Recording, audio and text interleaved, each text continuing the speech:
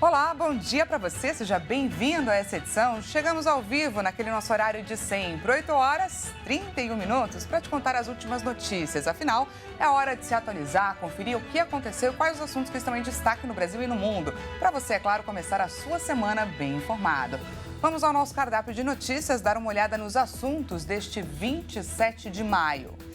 Enchentes no Rio Grande do Sul completam um mês nesta segunda-feira, com previsão de um ciclone extratropical que deve levar mais chuva e ventos fortes ao estado. Pedidos de recuperação judicial atingem maior alta mensal em 6 anos. Papua Nova Guiné estima que 2.000 pessoas possam estar soterradas após avalanche. ONU fala em 670 mortes. E ainda, bombardeio israelense perto de Rafah deixa 40 mortos. Viu só como estamos cheios de notícias para compartilhar com você? É a partir de agora, portanto, vamos juntos. As enchentes no Rio Grande do Sul completam hoje um mês.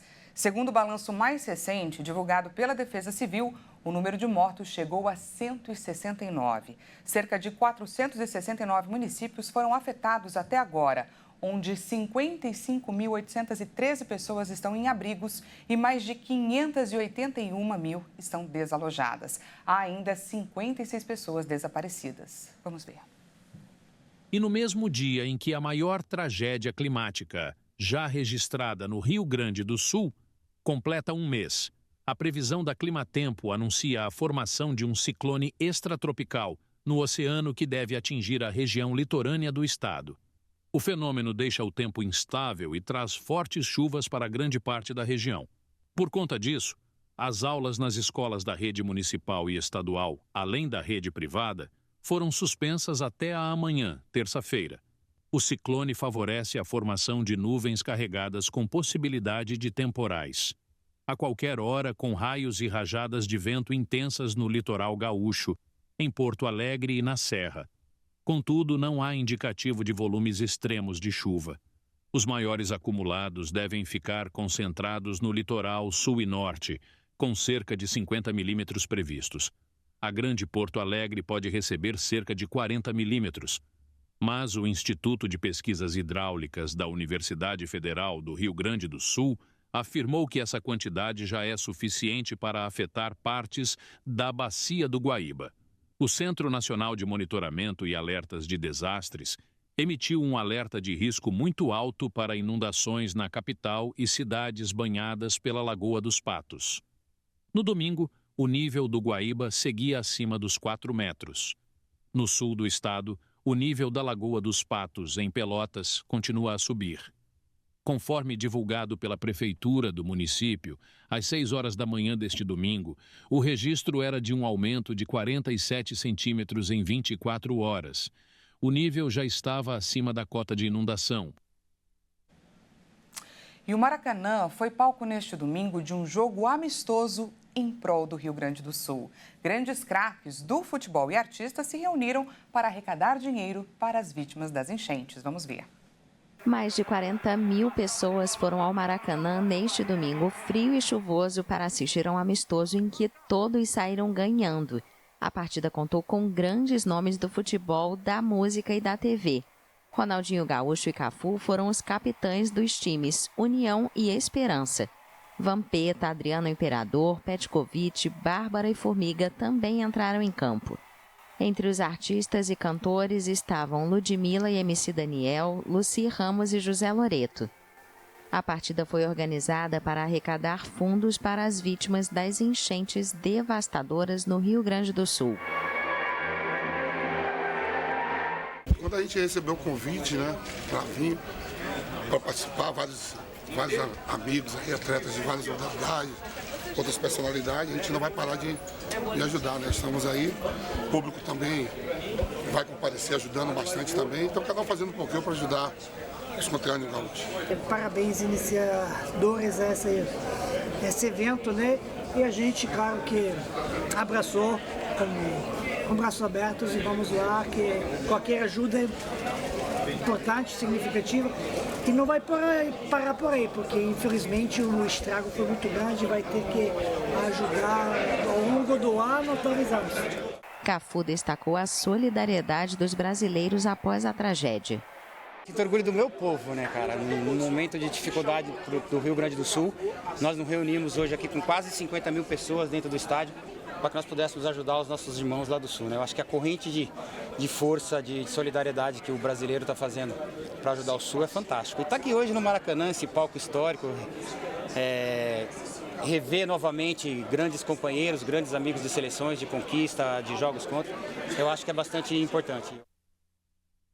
E olha só, de cada 10 cariocas que responderam uma pesquisa, 8 disseram que na hora de fazer compras, na hora de ir aos supermercados, estão dando preferência aos produtos de origem do estado gaúcho, do Rio Grande do Sul. É o verdadeiro e autêntico consumo consciente. Quem traz mais informações para a gente é o nosso repórter, Anderson Nascimento. Os dados foram coletados em uma pesquisa feita pela Associação de Supermercados do Estado do Rio de Janeiro, que foi às lojas da cidade ouvir os consumidores da capital fluminense. O objetivo do estudo é entender como as enchentes no estado do Rio Grande do Sul estão influenciando no consumo de produtos gaúchos nos mercados do Rio de Janeiro. Uma sondagem com 487 pessoas, feita em mercados nas zonas sul, norte e oeste da cidade, apontou que 62% dos entrevistados já procura os produtos do estado afetado pelos desastres e 88% disse ter interesse em adquirir mercadorias gaúchas. Esse mesmo percentual acredita que a atitude poderia incentivar ainda mais o consumo dos produtos da região. Diante do resultado da pesquisa, a Acerj informou que vai orientar aos mais de 400 mercados associados a sinalizar nas prateleiras os produtos de origem do estado.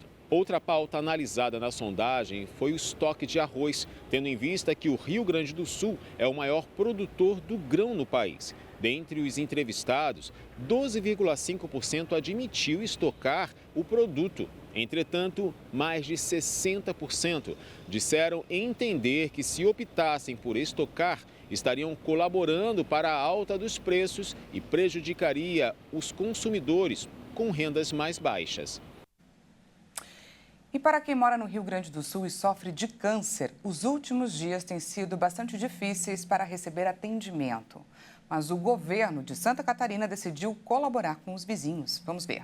A saúde no Rio Grande do Sul foi gravemente afetada pelas enchentes nos últimos dias. Para pacientes que precisam de atendimento na linha de cuidados oncológicos, os cuidados são redobrados.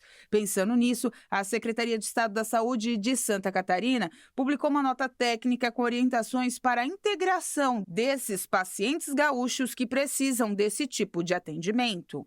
O acolhimento dos pacientes do Rio Grande do Sul que estão vindo para Santa Catarina. Pacientes que precisam dar continuidade no seu tratamento do câncer, na sua sessão de hemodiálise, no medicamento de alto custo, que ele perdeu todos os medicamentos e os documentos para poder ter acesso. Então, os 295 municípios, através do nosso COSEM, estão orientados, todos os serviços de saúde orientados para receberem os pacientes, darem assistência e depois organizar a documentação. A orientação da Central Estadual de Regulação Ambulatorial é que os pacientes oncológicos migrantes do estado vizinho deverão buscar atendimento em uma unidade básica de saúde, as UBSs, do território catarinense, informando seus dados clínicos. Casos graves que necessitem de atendimento imediato não devem ser inseridos no sistema de regulação, sendo direcionados aos serviços de emergência de Santa Catarina. E ainda falando em tragédias naturais, só que em outro lugar do mundo, a ONU teme que 670 pessoas possam ter morrido no grande deslizamento de terra que arrasou uma localidade na Papua Nova Guiné nesta semana. E o Centro Nacional de Desastres do governo estima que há 2.000 pessoas possivelmente soterradas. Os trabalhos de resgate são difíceis porque, com o solo encharcado, a terra continua deslizando. A Agência da ONU para as Migrações detalhou que a estimativa é que mais de 150 casas tenham sido soterradas, deixando centenas de mortos. A situação é grave porque a terra continua deslizando. A localidade de Yambali, na encosta de uma colina na província de Enga, foi praticamente destruída por um enorme deslizamento de terra que, na madrugada de sexta-feira, sepultou dezenas de casas e as pessoas que dormiam no momento da tragédia. Yambali tinha quase 4.000 habitantes e era uma base comercial para pessoas que extraem ouro nas montanhas da região. As equipes de emergência e os moradores desafiavam neste domingo as condições perigosas em uma busca desesperada por sobreviventes. Mais de 1.000 pessoas foram deslocadas pela catástrofe. A tragédia em larga escala afetou diversos vilarejos de Papua Nova Guiné. O país insular é cenário frequente de fortes chuvas, mas este ano as tempestades e inundações estão ainda mais intensas. E veja a seguir, pedidos de recuperação judicial atingem maior alta mensal em 6 anos. E ainda, bombardeio israelense perto de Rafah deixa 40 mortos. A gente volta já já, não perca!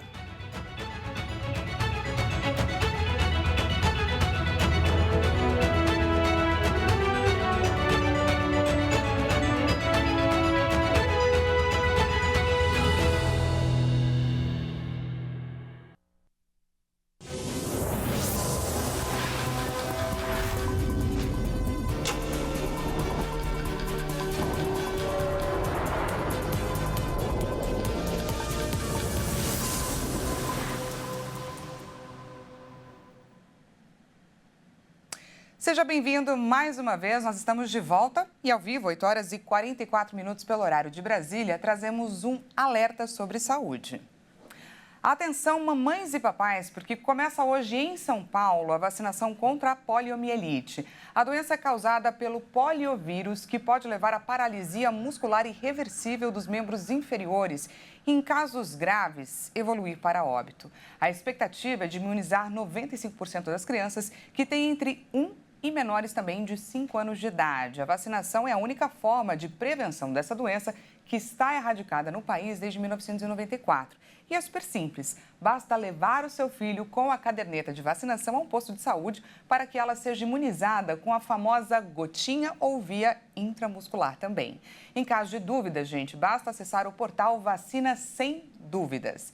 www.vacina-sem-dúvidas.sp.gov.br. Então, fique ligado porque a ação segue até o dia 14 de junho em todas as unidades básicas de saúde da capital paulista. Recuperações judiciais atingiram no mês de abril o maior número em 6 anos. O levantamento do Serasa Experian mostra que o resultado é o terceiro pior da série histórica. Vamos ver. Os dados são do indicador de falências e recuperação judicial da Serasa Experian. Ao todo, 184 empresas abriram processos de proteção no mês, superando os 183 pedidos do mês anterior. O resultado é o terceiro pior da série histórica da Serasa Experian. A variação pode ter sido pequena, mas comparado com o mês de abril de 2023, a quantidade de empresas pedindo recuperação judicial é 97,8% maior. Apesar do ciclo de corte de juros iniciado pelo Banco Central em agosto, a avaliação é de que o efeito da Selic alta ainda pesa no caixas das empresas, colocando obstáculos para a quitação de dívidas e reorganização financeira. A esse cenário, é preciso levar em consideração os impactos da pandemia, que ainda pesam para muitos empresários, e quando o assunto é voltado para as micro e pequenas empresas, a preocupação é ainda maior. 144 pedidos, ou 78%, foram feitos pelos CNPJs de pequeno porte. O resultado é o segundo pior da série histórica para a categoria, ficando atrás do montante de setembro de 2016. Em períodos de crise, as micro e pequenas empresas são as que mais sofrem, pois, além de não terem a mesma estrutura administrativa e financeira das médias e grandes, têm menos acesso ao mercado de crédito. Tendo em vista o alto endividamento das pequenas empresas no Brasil, o governo lançou este ano o Desenrola Pequenos Negócios, destinado às empresas com faturamento de até R$ 4.800.000, com dívidas não pagas até o dia 23 de janeiro. E atenção, estudantes! Hoje inicia o prazo para as inscrições do Exame Nacional do Ensino Médio. Então, você que conhece alguém ou que quer participar do Enem, fique alerta, pois os candidatos têm só até o dia 7 de junho para concluir as inscrições. Vale lembrar que o valor da taxa para o exame está em R$ 85 e pode ser pago até o dia 12 de junho, de acordo com a sua inscrição. As provas serão aplicadas nos dias 3 e 10 de novembro. Essas datas aí caem em domingos, como é um padrão para essas provas. E vamos agora de destaque internacional. O final de semana foi marcado por tragédias na Índia. 6 recém-nascidos morreram em um incêndio que devastou uma maternidade em Nova Delhi. Também neste final de semana, 20 pessoas morreram, incluindo crianças, quando o fogo se espalhou por um parque de diversões no oeste do país. Todo o centro queimou. Das crianças pequenas e inocentes que ainda nem tinham visto o mundo, 12 foram resgatadas, mas 6 delas morreram por asfixia. Para as suas famílias, sinto que não pode haver dor maior do que esta.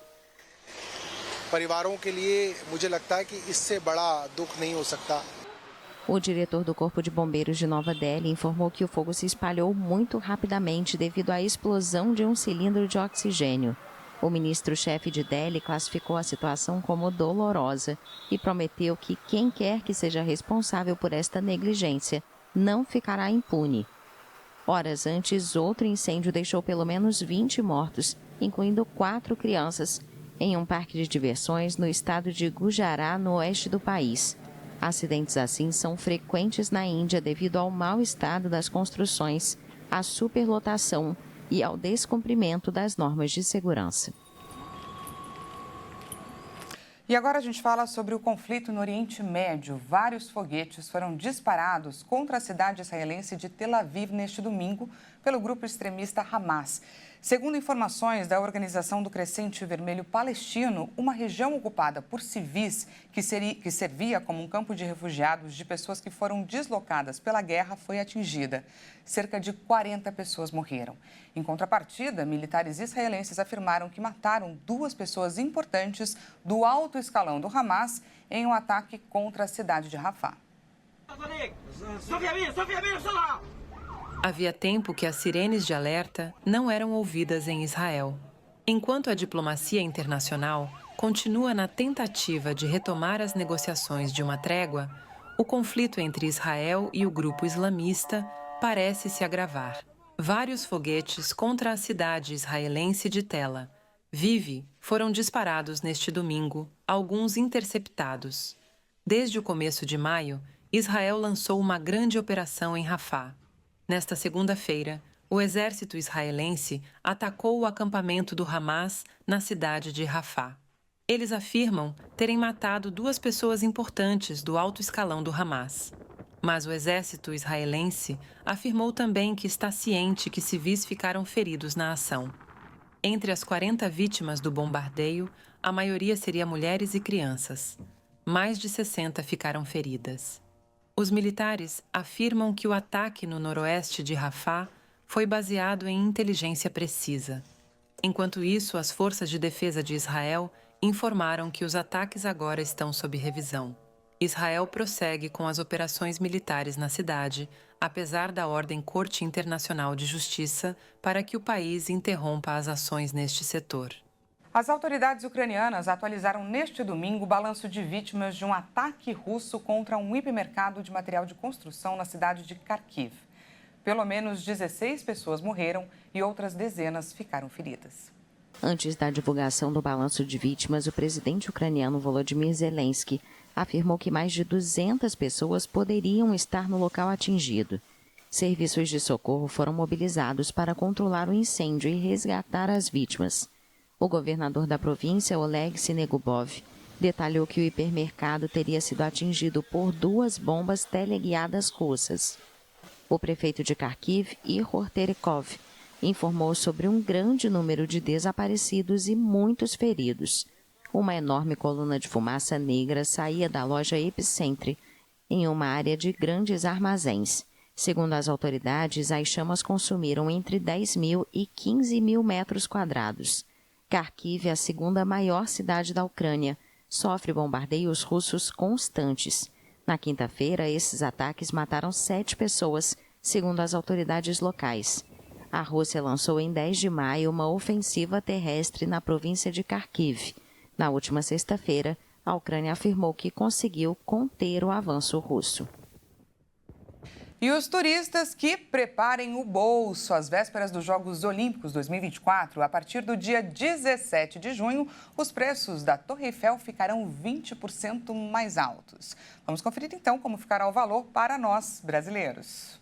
Os visitantes deverão pagar até 35,3 euros, o equivalente a R$ 196, para subir de elevador até o topo do monumento. A redução do número de visitantes durante a pandemia de Covid-19 e o aumento dos custos de renovação desse símbolo da França levaram a empresa operadora, SET, ao déficit fiscal. A Câmara Municipal de Paris também aprovou nesta sexta a recapitalização da SET e reduziu a taxa anual cobrada pela gestão de um dos monumentos mais famosos do mundo. No início do ano, os funcionários da Torre Eiffel entraram em greve para protestar contra o que os sindicatos consideraram um investimento insuficiente, principalmente levando em consideração os custos de manutenção. O número de visitantes voltou aos quase 6 milhões no ano passado, após ter caído para 1,5 milhão em 2020, devido às restrições na pandemia.